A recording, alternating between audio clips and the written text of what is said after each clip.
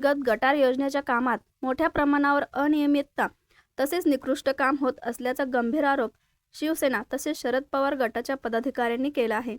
या कामाची पद्धत अत्यंत निकृष्ट असून नियोजित क्षमतेपेक्षा कमी आकाराचे पाईप वापरण्यात येत असल्याने भविष्यात शहराला मोठ्या समस्यांना सामोरे जावे लागण्याची शक्यता व्यक्त करण्यात येत आहे।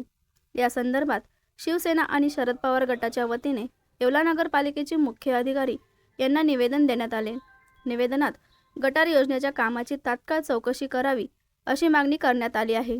आज आम्ही शिवसेना शिंदे गट व राष्ट्रवादी शरदचंद्र पवार गट हे भुयारी गटार संदर्भात सीओ साहेबांना निवेदन दिलेले आहे। तर आमचं म्हणणं आहे की जे भुयारी गटारीचं जे काम येवल्यात चालू आहे ते अतिशय निकृष्ट दर्जाचं, पाईप छोटे छोटे आणि रोड खंदून ठेवण्यात आलेले आहे।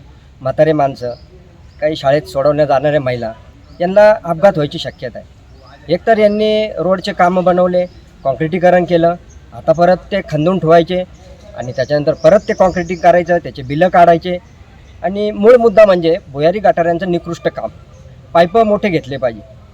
तर यासाठी आम्ही आता निवेदन दिलेलं आहे। या कामात लवकरात लवकर नगरपालिकेने सुधारणा करावी आणि काम उत्कृष्ट दर्जाचं करावं।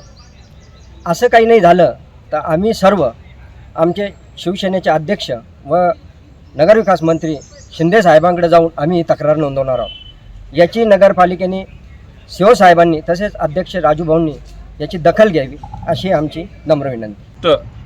कामाच्या चालू असताना आम्ही शिवसेना शिंदे गट व राष्ट्रवादी शरद पवारचंद्र गट तर्फे गणेश भाऊ शिंदे व संकेत भाऊ शिंदे यांच्या उपस्थित सर्व नगरसेवक व यांच्या हस्ते निवेदन दिले आहे आम्ही सीओ साहेबांना।